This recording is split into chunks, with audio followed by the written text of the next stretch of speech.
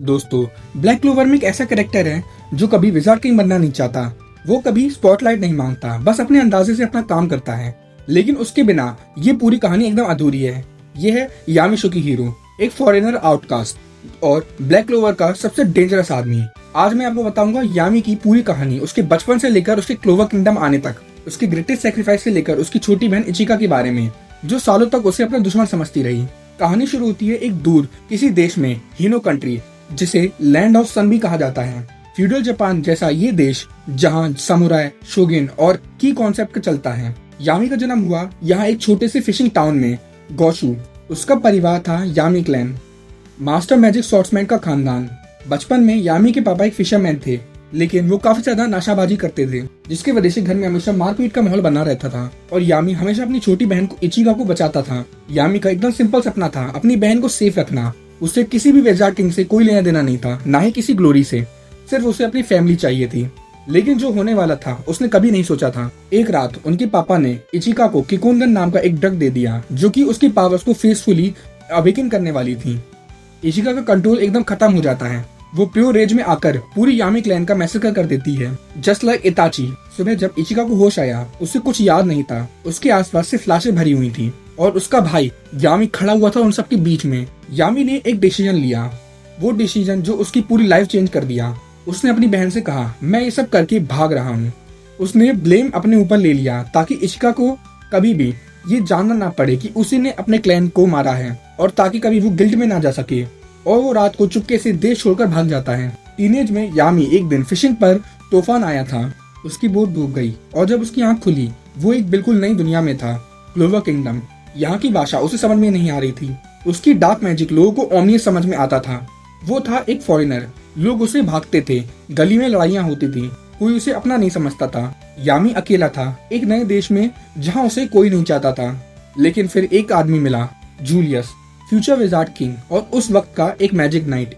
Julius ने यामी को देखा, उसकी डार्क मैजिक देखी और उसका रिएक्शन था, ये तो कितनी यूनिक है, मुझे इसके बारे में सब कुछ जानना है। जूलियस ने यामी को देश की भाषा सिखाई, दोस्ती की, ग्रेट डियर स्क्वाड में ज्वाइन करवाया।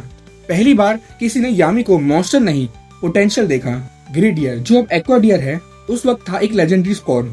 यहाँ यामी ने सर्व किया, साथ में विलियम, मॉर्गन, और उसकी राइवलरी शुरू हुई जैक द रिपर के साथ। दोनों रेस करते थे कि सबसे ज्यादा एनिमीज कौन मारेगा। यामी की परफॉर्मेंस इफेक्टिव लेकिन रेकलेस थी। कोलैटरल डैमेज उसकी स्पेशलिटी थी। नोबल्स उसे हेट करते थे, लेकिन जूलियस को फर्क नहीं पड़ता था। रिजल्ट्स मैटर करते हैं। जब जूलियस विजार्ड किंग बना, उसने यामी को अपनी स्क्वाड बनाने की अथॉरिटी दी।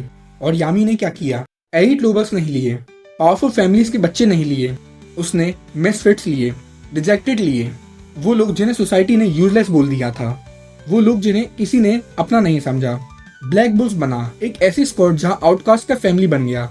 यामी का philosophy, surpass your own limits, right here and right now. उसने अपनी स्क्वाड को सिखाया कि तुम्हारी वैल्यू तुम्हारे बर्थ से नहीं, तुम्हारे एफर्ट से आती है। अब बात करते हैं यामी की पर्सनैलिटी की, क्योंकि ये बंदा एक मिस्टीरियस बॉक्स में रहता है। फिजिकली स्ट्रॉन्गेस्ट, ऑफिशियल डाटा के अकॉर्डिंग पूरी सीरीज में फिजिकल स्ट्रेंथ में ये नंबर 1 है, आस्था से भी ऊपर। आर्केन स्टेज मेज, उसका डार्क मैजिक अंडरवर्ल्ड और डेविल्स को अफेक्ट कर सकता है। इस कैटेगरी में सिर्फ वो लोग आते हैं जो डेविल्स तक को नुकसान पहुंचा सकते हैं। ई मास्टरी, हिनो कंट्री में सीखा था। लाइफ एनर्जी को सेंस करके वो प्रेडिक्ट कर सकता है अटैक्स को, बिना देखे, बिना मैजिक के। पूरी सीरीज में ये एक रनिंग गैग है। यामी को इंडाइजेशन है। जब भी कुछ क्रिटिकल हो रहा होता है, यामी टॉयलेट में होता है, और तभी कोई एनिमी आता है और यामी टॉयलेट से निकल के डायमेंशन कट मार देता है। और यही नहीं, ब्लू रोज की कैप्टन शार्लेट भी यामी के प्यार में है। लेकिन Yami dance as a rock. Final arc में शार्लेट ने लाइफ और डेथ बैटल में कन्फेस किया। अब देखते हैं यामी समझता है या नहीं। अब आती है इशिका की कहानी, यामी की छोटी बहन जो सालों तक उसे अपने दुश्मन समझती रही। असलियत में यामी के जाने के बाद इशिका एक बच्ची थी। उसे कुछ याद नहीं था, सिर्फ यही पता था कि उसका भाई ने पूरी क्लैन का मैसेकर कर दिया है और भाग चुका है। वो रीजन 7 में शामिल हुई, एलिट वॉरियर्स जो शोगिन की सर्विस करते हैं। इचिका की पर्सनैलिटी बिल्कुल अपने भाई की तरह है, ब्लंट, सीरियस और फिजिकली अग्रेसिव है। जब आस्था हिनो कंट्री में पहुंचा, इचिका ने उसे जेटिन सिखाया। वो एडवांस कॉम्बैट टेक्निक जो की और मैजिक को कंसंट्रेट करके एक्सप्लोसिव स्ट्राइक्स देती है। इचिका की मैजिक डार्क यूजुत्सु यामी की डार्क मैजिक जैसी है। ब्लैक स्टार ग्रेविटी शेयर्स जो ओपोनेंट्स को डिस्टर्ब कर सकते हैं। Zetten mastery sky splitting attacks.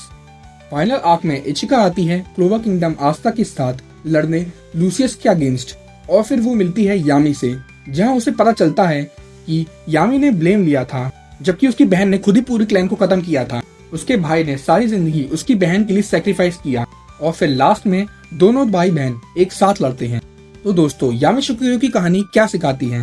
उसने अपनी रियल फैमिली खो दी, लेकिन उसने ब्लैक बुल्स बनाया, एक नया फैमिली, और आखिर में उसे अपनी असली बहन भी मिल गई। आज यामी शिकिरो सिर्फ एक कैप्टन नहीं है, वो एक सिंबल है। प्रूफ है कि तुम कहां से भी आते हो, ये मैटर नहीं करता। मैटर करता है तुम क्या चूज करते हो। क्या आपको यामी का सेक्रीफाइस पता था? यामी का कौन सा मूवमेंट सबसे ज्यादा आपको अच्छा लगता है? कमेंट्स में जरूर बताना। लाइक करो, शेयर करो और सब्सक्राइब करो इस चैनल को। फिर मिलेंगे किसी और वीडियो में। Till then stay hype, stay otaku.